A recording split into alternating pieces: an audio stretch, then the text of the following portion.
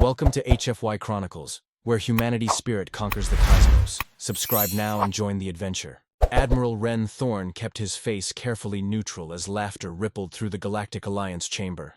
The massive amphitheater, built to accommodate representatives of 37 spacefaring species, seemed designed to emphasize humanity's smallness.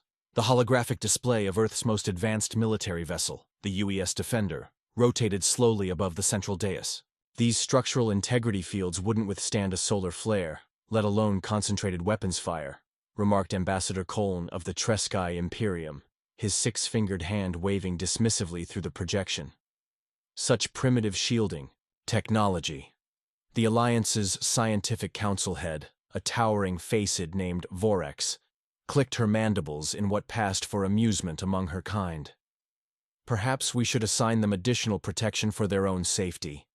Their understanding of subspace mechanics appears rudimentary at best. More laughter followed. Humanity had achieved faster-than-light travel only 15 years ago, while most Alliance species had been traversing the stars for centuries, if not millennia.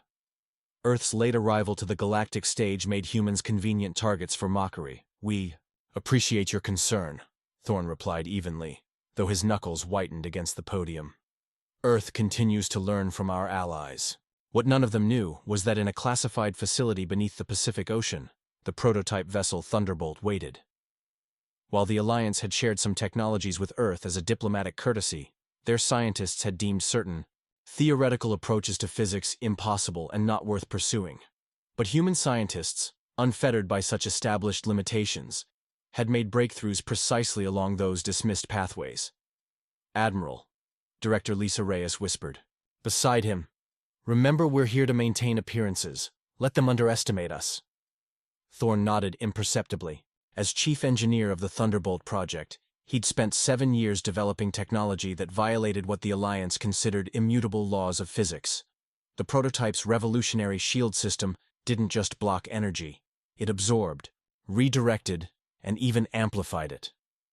The quantum-entangled power core generated energy in ways the Alliance had declared theoretically impossible. The council meeting concluded with Earth, assigned to minor defensive patrols in safe sectors, effectively ceremonial duties befitting humanity's perceived technological immaturity. Later, in their temporary quarters on the Alliance station, Reyes reviewed their orders. Border patrol along the Vorn Dominion boundary. They're keeping us visible but out of any real action. Thorne studied the star chart. The Vorn have been increasingly aggressive. Intelligence suggests they're planning something big. All the more reason the Alliance is keeping us away, Reyes replied. They think our ships would be liabilities in actual combat. Has the President approved deployment of the Thunderbolt? Reyes nodded. Conditionally. First sign of actual conflict, we pull back to Alliance territory. And if conflict finds us, instead? Thorne asked, knowing the Vorn's reputation for unpredictability. Then we pray your miracle ship works as designed, Reyes said grimly. Because if it doesn't, the mockery we endured today will be the least of humanity's problems. Thorne's thoughts drifted to the Thunderbolt's crew, 300 of Earth's finest, piloting a vessel built on principles the rest of the galaxy had rejected. In 3 days, they would depart for their patrol assignment, officially commanding the outdated Defender, but secretly transferring to the prototype once beyond Alliance observation. They're right about one thing, Thorne said softly. Human ships are fragile compared to theirs. Reyes smiled thinly. But they don't bend, Admiral. They break things. The Thunderbolt hung against the velvet backdrop of space, its gunmetal hull, absorbing rather than reflecting light, a shadow among stars. From the command deck, Thorne studied the tactical display showing the patrol route along the Vorn Dominion border. Officially, the UES Defender was fulfilling this assignment. In reality, that vessel remained docked at an Earth outpost while the Thunderbolt took its place. System check complete, reported Commander Jax Reed, his fingers dancing across holographic interfaces. Phase shift shields at full capacity, gravity fold weapon primed but dormant as ordered. Thorne nodded. Keep our energy signature matching the Defender's profile. Standard propulsion only unless absolutely necessary. Sir, Communications Officer Tara Lynn turned from her station. Incoming transmission from Alliance Command. A hologram materialized at the center of the bridge. A stern-faced faced officer, This is Commander Vorkal. We're detecting anomalies in your ship's quantum signature. Thorn maintained his composure. Solar interference from the nearby binary system. We're adjusting our sensors. The Fasid's compound eyes narrowed suspiciously. Maintain your assigned patrol coordinates. Do not deviate. Remember your instructions. Observe and report only. Your vessel is not combat-rated for Vorn engagements. Understood, Commander, Thorn replied. The transmission ended abruptly. They're watching us closely, Reed muttered. They don't trust us, Thorn corrected. There's a difference. The patrol continued uneventfully for 3 days, until proximity alarms blared across the bridge. Lynn's hands flew across her console. Multiple warp signatures detected. Alliance vessels under attack at Outpost Zeta 9. Thorn studied the incoming data. Zeta 9 was a strategic Alliance communications hub just 2 light-years from their position. How many Vorn ships? Initial count shows 27 warships, Reed answered grimly.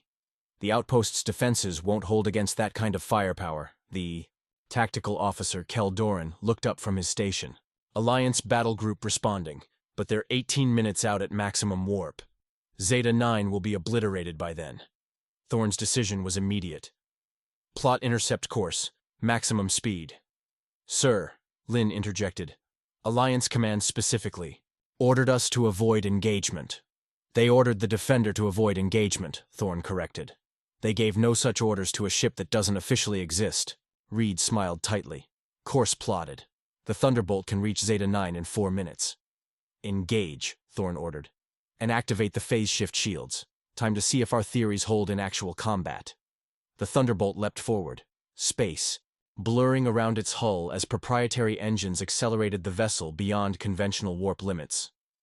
The ship's unique propulsion system, another technology the Alliance had dismissed as unworkable, tore through the fabric of space with remarkable efficiency. When they dropped out of warp near Zeta 9, chaos greeted them. 3 small Alliance vessels desperately maneuvered around the outpost, their shields failing under concentrated Vorn fire. The station itself showed severe structural damage. Open channel to Alliance vessels, Thorn commanded. The view screen flickered to life, showing a harried Treskai captain. His eyes widened upon seeing humans. Earth vessel, you must retreat immediately. The Vorn fleet will destroy you. We're here to assist, Thorn replied calmly. Continue defending the outpost. We'll draw their fire. With all due respect, Admiral, your ship cannot— Trust me, Captain. Just keep your vessels close to the station. The Thunderbolt surged forward, positioning itself between the outpost and the advancing Vorn warships.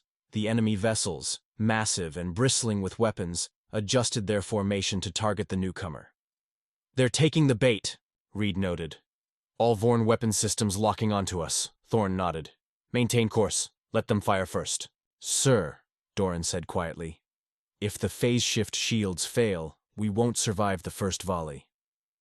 Then let's hope the Alliance's theoretical limitations were wrong, Thorn replied, eyes fixed on the approaching enemy fleet. Because we're about to find out. The first Vorn energy barrage struck the Thunderbolt with blinding intensity.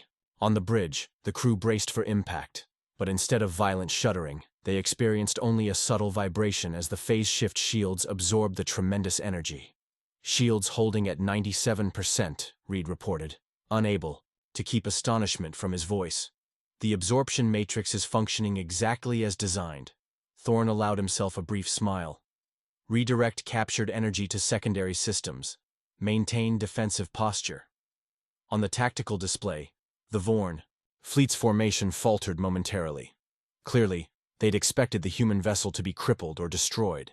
Then their attack redoubled, pouring devastating firepower toward the Thunderbolt. They're concentrating all fire on us, Doran observed. The Alliance vessels near the outpost are getting breathing room. Another massive energy wave washed over. The shields. The lights flickered briefly, then stabilized. Shields at 89%, Reed updated.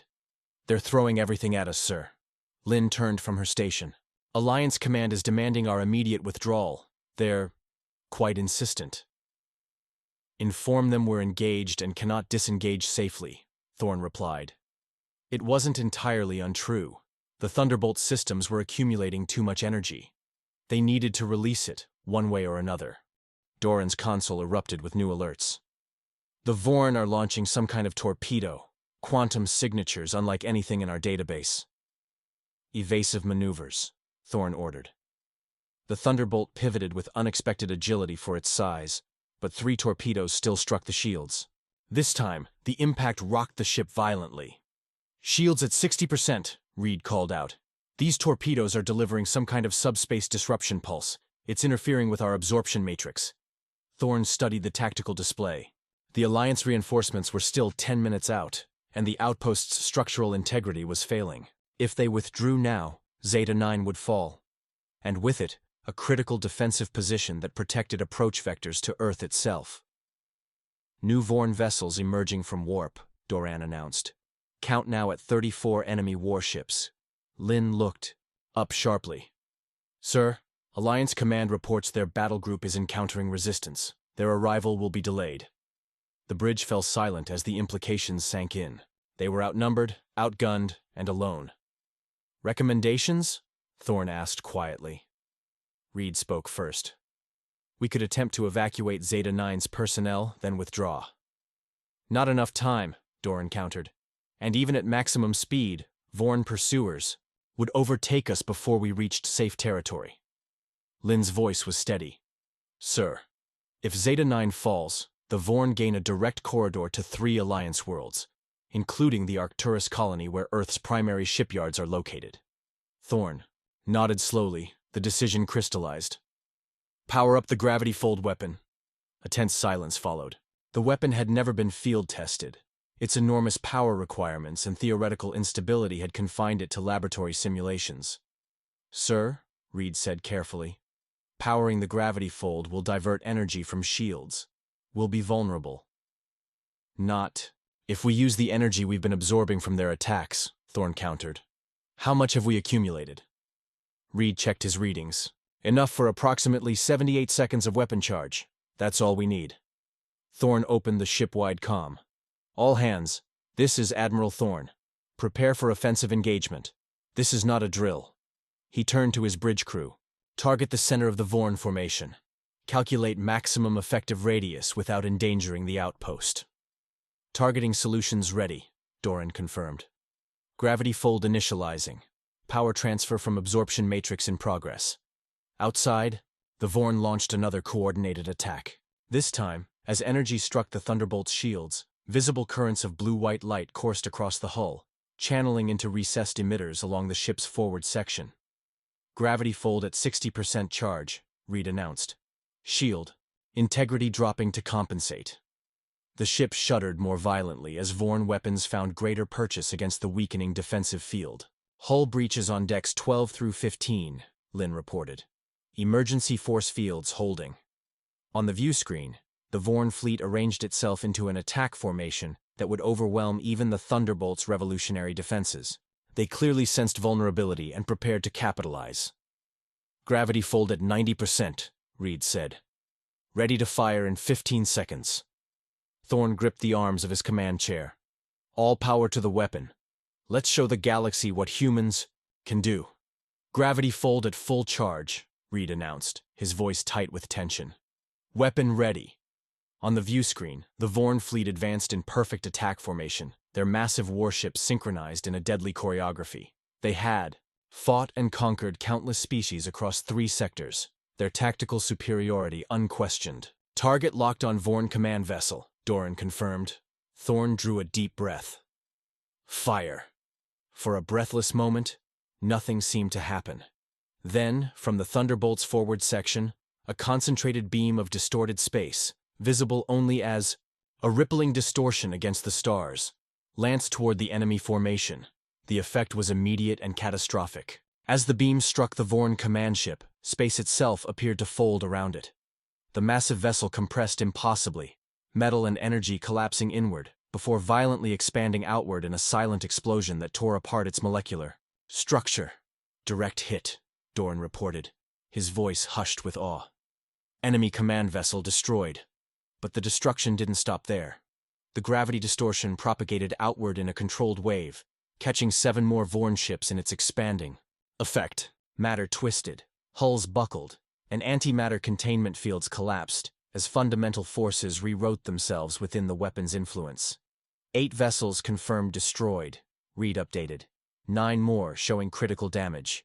The remaining Vorn ships broke formation, their coordinated attack dissolving into chaos as they attempted to escape the weapon's range. "They're retreating," Lynn observed incredulously. Thorn studied the tactical display. "They're regrouping, not retreating. The gravity fold needs time to recharge. They'll be back once they realize we can't fire again immediately." As if confirming his assessment, 12 Vorn vessels turned back toward the Thunderbolt, weapons charging. "Shields at 23%, Reed warned. "We won't survive another concentrated attack." Thorn's mind raced through options. Transfer all non-essential power to shields. Prepare for evasive pattern Delta. The Thunderbolt rolled sharply, evading the first barrage of enemy fire. What energy did strike the shields was absorbed, but the protective field flickered dangerously. "The technology works," Reed said, "but the power requirements are straining our systems beyond design parameters. We need at least 8 minutes to redistribute energy for another gravity fold discharge." "We don't have 8 minutes," Thorn replied grimly as the vessel shuddered under enemy fire.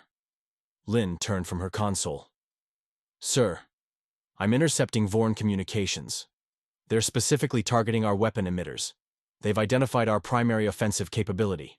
A massive impact rocked the ship, throwing crew members against their stations. "Direct hit to Port Nacelle," Doran reported. "Propulsion down to 40%. 2 more hits like that and we're dead in space." "Divert power from life support to shields," Thorn ordered. "Minimum survivable levels only." The air on the bridge noticeably cooled as environmental systems powered down to critical levels. "Sir," Lynn called out. "The Alliance vessels at the outpost are moving to intercept Vorn attackers. They're positioning themselves to protect us."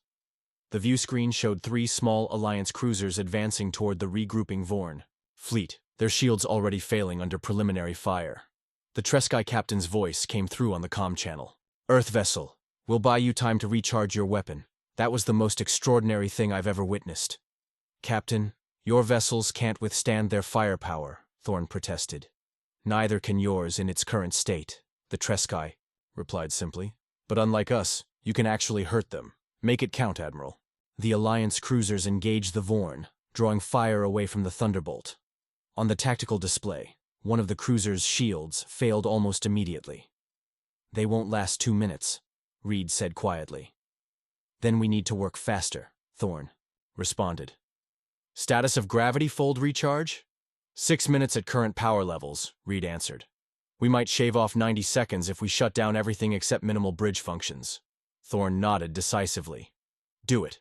Throughout the ship, lighting dimmed to emergency levels as systems shut down in cascading sequence. Temperature dropped further as remaining life support focused only on maintaining minimum oxygen levels.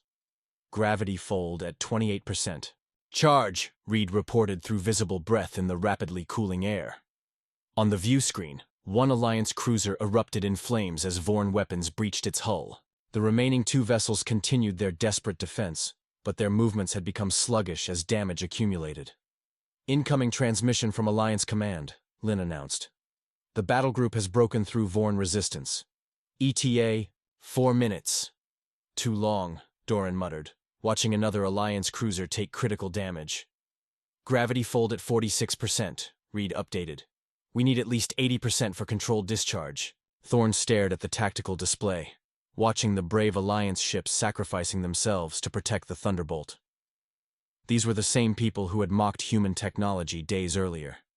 "We're not waiting," he decided. "Target remaining. Vorn vessels, prepare to fire at 60% charge." Reed looked up sharply. "Sir, at that charge level the effect will be unstable. We could create a gravity distortion we can't control. And if we wait, those Alliance ships and everyone on that outpost dies," Thorn replied. "Some risks are worth taking." "Gravity fold. At 58% and rising," Reed announced, his fingers flying across frost-covered controls. "Approaching minimum firing threshold." On the view screen, the last Alliance cruiser drifted helplessly, its propulsion destroyed, but weapons still firing sporadically at the advancing Vorn ships. The outpost's defensive systems had failed entirely. Only its structural integrity field prevented immediate destruction. 60%, Reed called out. "Minimum threshold achieved." Thorn nodded grimly. "Target the center of the Vorn formation. Fire." The gravity fold weapon discharged again, but this time the energy beam appeared erratic, its edges pulsing unstably. As it reached the Vorn fleet, the effect was even more devastating than before. Space itself seemed to convulse, creating a rapidly expanding distortion that engulfed 9 enemy vessels instantly. The bridge crew watched in stunned silence as the warships imploded, their matter compressed to impossible density before violently dispersing across thousands of kilometers. The weapon's effect continued expanding, catching 5 more vessels in its periphery, shearing them apart layer by layer. 14 enemy ships destroyed, Doran reported, shock evident in his voice. But the gravity distortion isn't stabilizing. It's continuing to expand. Reed's console erupted with warnings. The weapon's containment field is failing. We've lost control of the effect. The distortion grew, its edge now approaching the Thunderbolt itself. The ship vibrated violently as space warped around it. Full reverse thrust, Thorn ordered. Get us clear of the expansion radius. The Thunderbolt's engines strained as the ship backed away from the growing anomaly. Throughout the vessel, structural supports groaned under spatial distortion stresses never anticipated in their design. Hull integrity failing on forward sections, Lin reported urgently. Decks 1 through 7 are experiencing extreme gravitational shearing.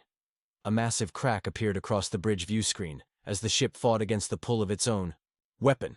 Emergency bulkheads slammed down throughout the forward compartments. We've lost containment entirely, Reed announced. The distortion has become self-sustaining.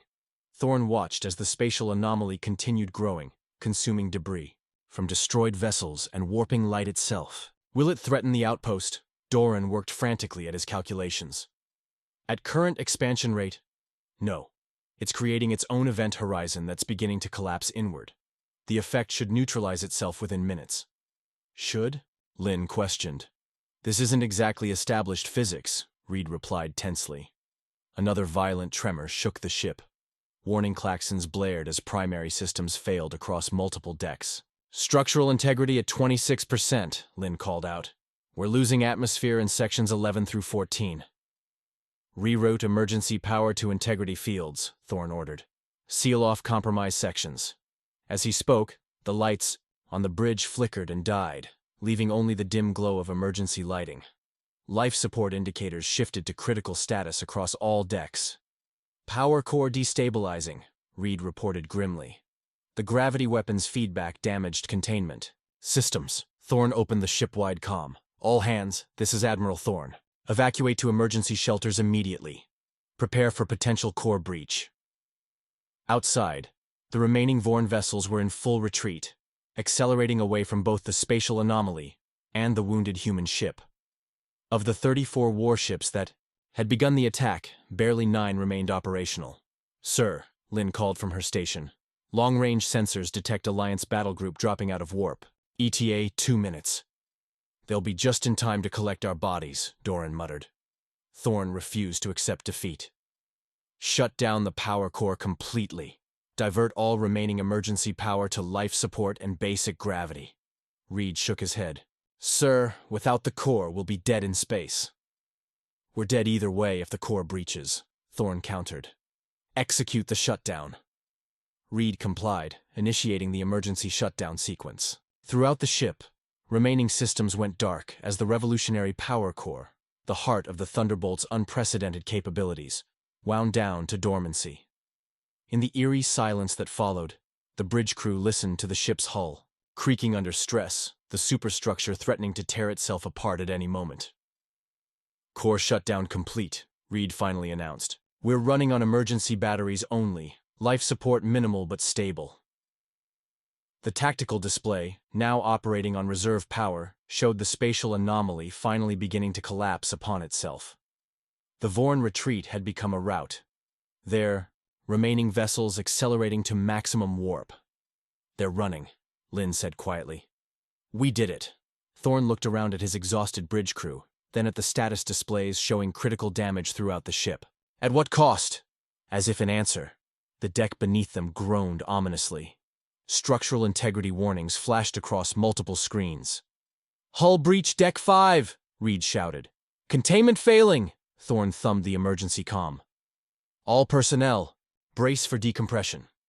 The Thunderbolt, humanity's secret weapon and greatest technological achievement, began to break apart as the Alliance battle group approached, helpless to intervene. Emergency force fields flickered to life seconds before catastrophic decompression, containing the hull breach on Deck 5 but drawing precious power from remaining systems. In the semi-darkness of the bridge, the crew worked frantically to stabilize the dying vessel. Structural integrity holding at 18%, Reed reported. But we're losing integrity fields on the lower decks. At this rate, we have maybe 20 minutes before complete structural failure. Thorne studied the damage control schematic, searching for options. What about the emergency generators and engineering? Offline. The power surge from the weapon feedback damaged their initialization circuits. Life support? Minimal function. On decks 1 through 8 only, Lin answered. The rest of the ship is depressurized or in vacuum. Thorne absorbed this grimly. Casualties? 47 confirmed, Lin said softly. Another 83 unaccounted for, primarily in forward sections. The weight of command pressed down on Thorne's shoulders. 1/3 of his crew, gone in. An operation that had never been sanctioned, using technology that had never been fully tested. Alliance battle group has arrived, Doran announced. 6 capital ships. They're establishing defensive perimeter around both us and the outpost. The main view screen, operating on minimal power, displayed the massive Alliance vessels moving into protective formation. Their arrival had come too late to help in the battle, but perhaps not too late to save the survivors. They're hailing us, Lin said. Thorne nodded. On screen. The image cleared to show a stern-faced, faced admiral, his compound eyes reflecting the emergency lighting of the Thunderbolt's bridge. Admiral Thorne, your vessel was ordered to avoid engagement. With respect, Admiral, Thorne replied. Obeying those orders would have meant the loss of Outpost Zeta-9 and all personnel aboard. Perhaps, the Facet acknowledged. Nevertheless, you violated direct commands and deployed unauthorized weapons technology. My orders are to secure your vessel for immediate inspection once my engineers declare it safe to board. A chill that had nothing to do with the failing environmental systems spread through the bridge. Sir, Reed whispered. If they reverse engineer the gravity fold technology, I'm aware, Commander. Thorne cut him off quietly. The Thunderbolt project had been Earth's insurance policy, its one advantage in a galaxy where humans were technological infants. Losing that edge would leave Earth vulnerable for decades. Admiral, Thorne addressed the Facet carefully. My ship is critically damaged. We have many wounded requiring immediate evacuation. Medical teams are standing by, the alien replied.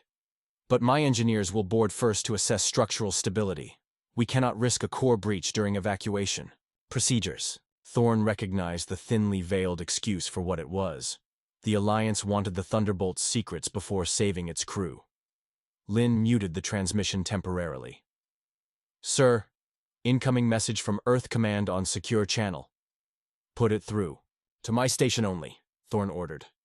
Director Reyes's face appeared on his small monitor. Admiral, we've been monitoring. The situation is problematic.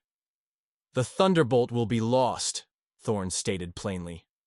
The Alliance will take our technology. We anticipated this possibility, Reyes replied. Special Operations has teams embedded in the Alliance battle group. They can extract your core data and initiate the Prometheus Protocol once your crew is evacuated. The Prometheus Protocol. Complete destruction of all advanced technology aboard, disguised as catastrophic system failure. Earth would lose the prototype but keep its secrets. Understood, Thorne acknowledged grimly. He restored the connection to the Facet Admiral. We accept your assistance, Admiral. Our wounded cannot wait. However, I must warn you that our power core remains highly unstable. Your engineers should exercise extreme caution. The Facet's mandibles clicked in what might have been suspicion, or merely acknowledgement. Of course, prepare to receive boarding teams. As the transmission ended, another violent tremor shook the bridge. More warning lights flashed across damage control panels. Structural integrity now at 14%, Reed updated. We won't last 20 minutes, maybe 10. That's all we need, Thorne replied. Begin evacuation procedures. Priority to wounded personnel. Command staff evacuates last. As the crew hurried to execute these orders, Lin approached Thorne. Sir, The gravity-fold data cores in Section 15, they contain everything. The Alliance will retrieve them once we're evacuated. Those cores were destroyed in the battle, Thorn said meaningfully. Make sure of it, Commander. Lin nodded in understanding. Yes, sir. Cores were definitely destroyed, nothing salvageable. Alliance shuttles began docking with the crippled Thunderbolt, medical teams and engineers boarding while the human crew evacuated. Throughout the ship, Earth's Special Operations personnel executed their covert mission, retrieving critical data, then planting evidence of catastrophic failures that would destroy what remained. On the bridge, Thorn watched the evacuation proceed on monitors, conflicting emotions warring within him. They had saved the outpost and demonstrated humanity's capability, but at terrible cost. Last wounded personnel evacuated, Reed reported eventually. Only bridge crew and engineering teams remain. Thorn nodded. Begin bridge evacuation. I'll go last. As his officers filed out, Thorn remained in his command chair, surrounded by the dying systems of Earth's greatest technological achievement. The price had been high, too high, but the Vorn had been defeated, and humanity's place in the galactic order would never be the same. When only Reed remained, the commander paused at the exit. Sir, we should go. Structural integrity is failing. Rapidly, Thorn rose slowly. Initiate final systems purge. Authorization Thorn Alpha 70. Purge confirmed, Reed acknowledged. All sensitive data wiping. Nothing will remain for them to find. Together, they left the bridge of the Thunderbolt for the last time. The Galactic Council chamber hummed with uncharacteristic tension. Unlike previous sessions where Earth's representatives had been relegated to the periphery, Admiral Thorn and Director Reyes now occupied seats near the center. 3 days had passed since the Battle of Zeta 9, as it was being called throughout Alliance space. Ambassador Coln of the Treskai Imperium addressed the assembly, his tone markedly different from the dismissive one he had used at their last meeting. The human vessel's performance cannot be dismissed as lucky happenstance. Their technology destroyed 17 Vorn warships, a feat our combined fleets have failed to accomplish in 3 previous engagements. The Scientific Council head, Vorex, clicked her mandibles in agitation. Yet, their vessel was destroyed. We recovered nothing of value from the wreckage. The power source, weapons systems, all were reduced to unrecognizable debris. Thorn maintained a neutral expression. The Prometheus protocol had worked perfectly. The Thunderbolt had appeared to suffer catastrophic systems failure shortly after evacuation, destroying itself so thoroughly that Alliance engineers found nothing useful to study. Nevertheless, continued a Meridian representative, we cannot ignore what we witnessed. The human approach to subspace mechanics clearly follows principles our scientists have overlooked. Director Reyes spoke carefully. Earth is prepared to share certain defensive technologies with our Alliance partners. However, we request reciprocal exchange of advanced propulsion systems previously deemed inappropriate for our developmental level. The chamber filled with murmurs. Thorn suppressed a smile. Within hours of their return to Earth space, humanity's position in the Alliance had transformed from technological charity case to valued partner. We find this arrangement acceptable, the Faced senior counselor announced after brief deliberation. A joint research initiative will be established immediately. As the council session concluded, Thorn and Reyes walked together through the station's curved corridors, now receiving respectful nods from alien representatives who had previously ignored them entirely. 47 dead, Thorn said quietly, when they were alone.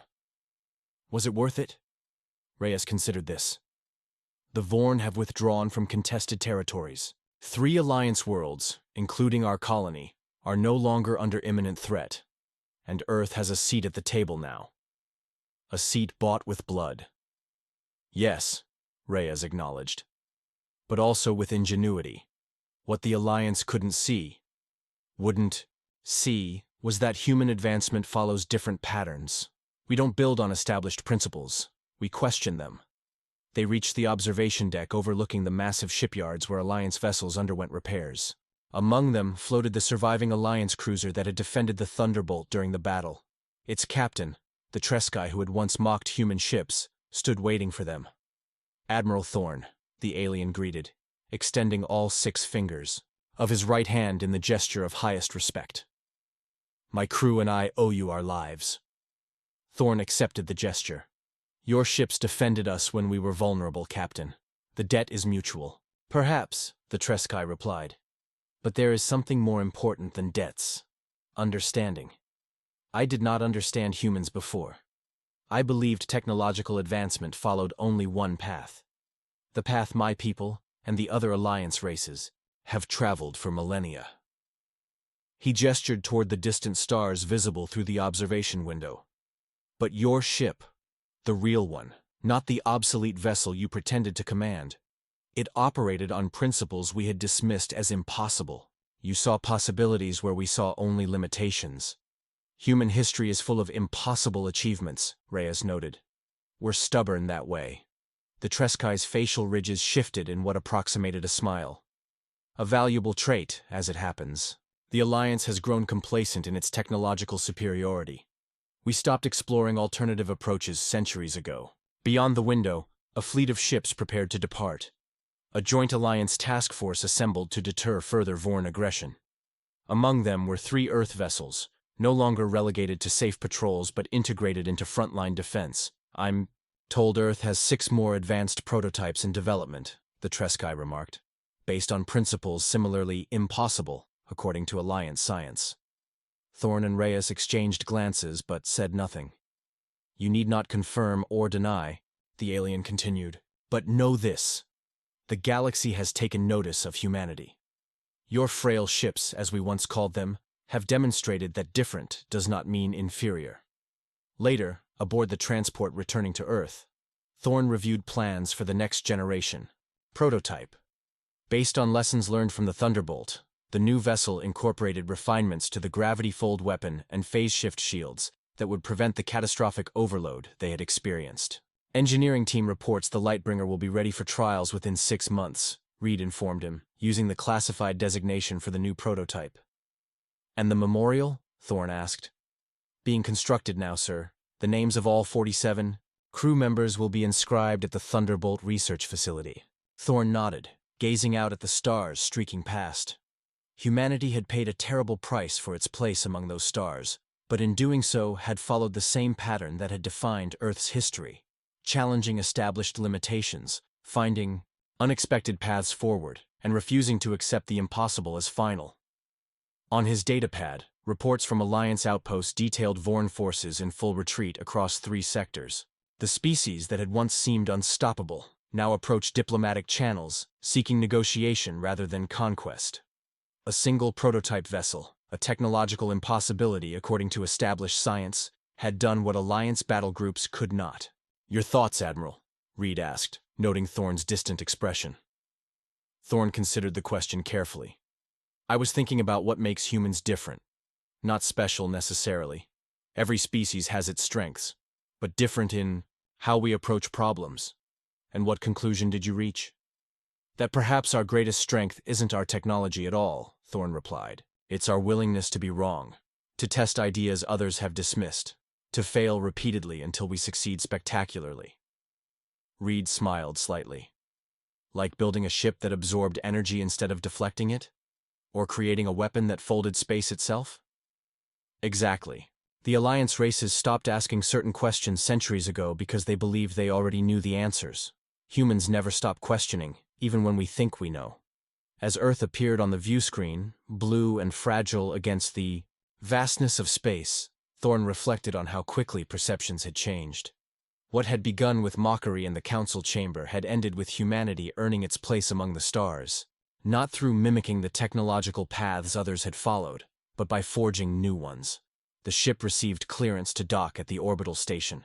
Below, barely visible through wisps of cloud, stood the Pacific facility where the next prototype waited.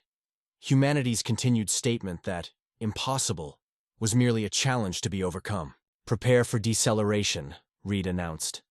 Thorn nodded, watching his homeworld grow larger in the view screen. No longer would human ships be mocked as fragile or primitive. The galaxy had learned what Earth's adversaries throughout history had discovered. Underestimate humans at your peril.